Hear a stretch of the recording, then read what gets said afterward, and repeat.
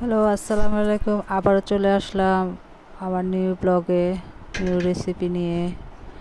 মজার মজার ঈদের জন্য ফিরনি। আজকে আমি রান্না করব ফিরনি। যদিও এটা সবাই রান্না করে পারে, আমি আমার মতো রান্না করতেছি। এবং এটা রান্না করতেছে আমার মেয়ে দেখবে, ওর সুবিধার্থে। আপনারা আপনাদের মতো রান্না করেন, আমি আমার মতো রান্না করে চাই। আমি আবার একটু লবণ খাই, আমি দুধে একটু লবণ দিয়ে দিলাম। আপনারা যারা না খান তারা স্কিপ করে যাবেন। আমি আমার স্বাদ মতো একটু লবণ দিয়ে দিলাম।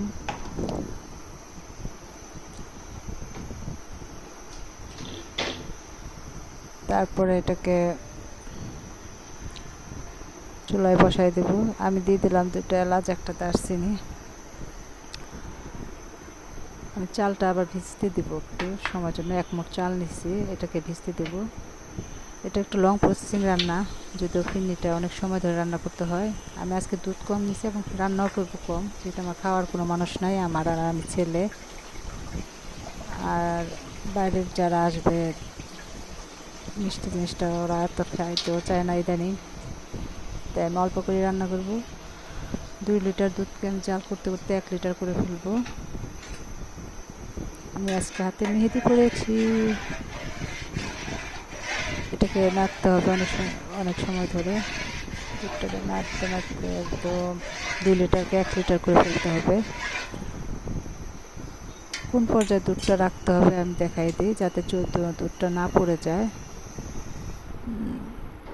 একদম লো না, একদম হাইও না, মিডিয়াম জালে রেখে এটাকে অনেক সময় ধরে জাল করতে হবে। দেখতেছেন যে আমি এই পর্যায়ে চলে আসছে, দুধটা আরও আরও দুধটা কমবে। আমি এটাকে কোনো এডিটিং করি নাই বা কোনো কাটছাট করি নাই, ডাইরেক্ট দেখাচ্ছি। এখন আমি ভিজানো চালটাকে জারে নিয়ে নিলাম, একটা ব্লেন্ডার জারে।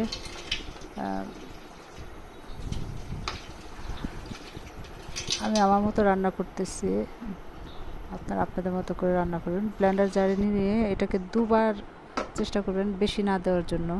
সুইচটা একবার দিবেন 1-এ রেখে, একবার দিবেন, আরেকবার দিবেন, মানে 2বার দিবেন। বেশি গুঁড়া না হয় যেন, আবার যেন বেশি আস্তও না থাকে।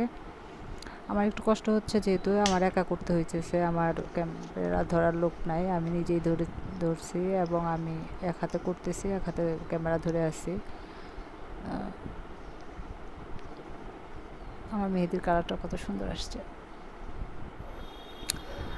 যাই হোক, মেহেদির কালার যাই হোক, চালটা যখন এই পর্যায়ে চলে আসবে আধা ভাঙা, তখন চালটা দুধের মধ্যে ঢেলে দিবেন, 2বার দিবেন। এই পর্যায়ে দুধটা দেখেন কতটা কমে আসছে, 1 কেজির মতো চলে আসছে। সরি, আমার একটু ঠান্ডা লাগতেছে মনে হয়।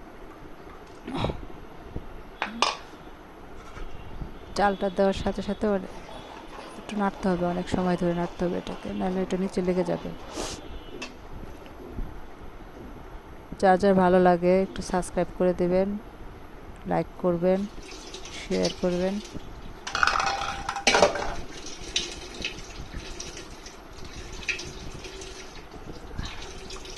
আর বাকিটাও দিয়ে দিলাম, একটুখানি ছিল, একটু পানি দিয়ে ধুয়ে দিয়ে দিলাম। এখন এটাকে সমানে নাড়তে হবে, অনেক সময় ধরে নাড়তে হবে।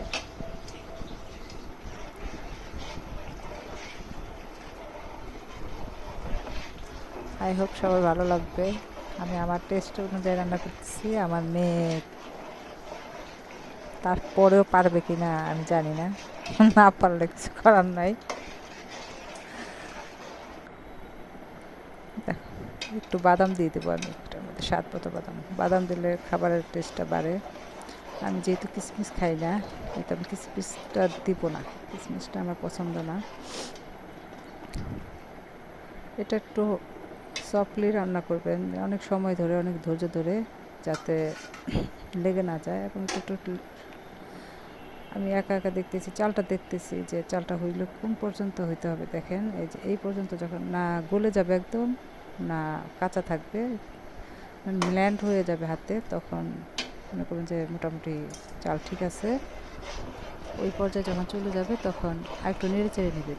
যদি দেখেন যে মোটামুটি চালটা আপনার মন মতো হয় নাই, তখন আরেকটু নেড়ে চেড়ে নেবেন 1 মিনিটের মতো। নেড়ে আমরা রোজার মধ্যে তো ঈদের মধ্যে অনেক কিছুই করি।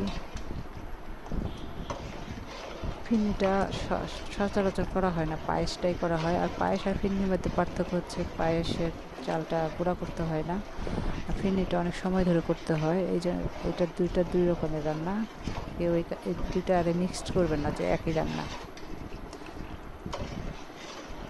পায়েস আর ফিরনি এক না, ফিরনিটা অনেক সময় ধরে বসায় রাখতে হয়। যেহেতু আমি দুধটা সকালে উঠে বসায় রাখছি, ঘন করতেছি দুধটাকে।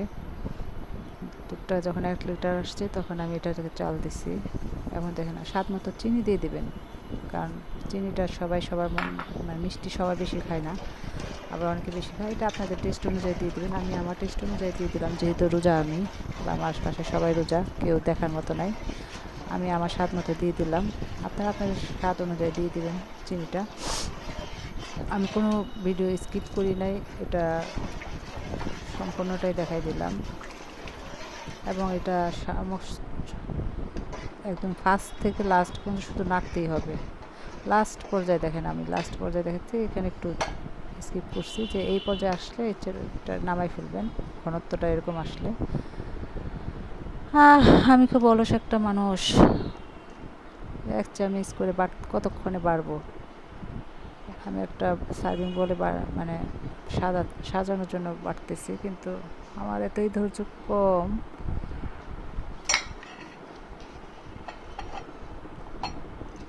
ঢেলে হালুয়া একদম পাতিল ধরে ঢেলে দিলাম। সবাই খাবেন আর মজা পাবেন, মজাটাই হচ্ছে আসল। দেখেন আমার 2 লিটার দুধ দিয়ে আমার এইটুকু ফিরনি হয়েছে, মানে 1 লিটারও হবে না, আরও কম হয়েছে ফিরনিটা। তো এই পর্যায়ে আমি একটু বাদাম দিয়ে এটাকে ডেকোরেশন করে নেব। সবাইকে অগ্রিম ঈদের শুভেচ্ছা জানিয়ে আমি আমার ভিডিওটা এখানে শেষ করব। আসসালামু আলাইকুম। আবার দেখা হবে নতুন কোনো রেসিপি নিয়ে। ভুল হইলে মাফ করে দেবেন। আর আমার মেয়ে, আমি জানি এটার পরে শিখে নেবে, সে আর ভুল করবে না। একটু বাদাম দিয়ে আমি ডেকোরেশন করে নিলাম। ডান, আমার রান্না ফিরনি আজকে এখানেই শেষ। আসসালামু আলাইকুম। আবার দেখা হবে নতুন কোনো রান্না নিয়ে। Bye bye.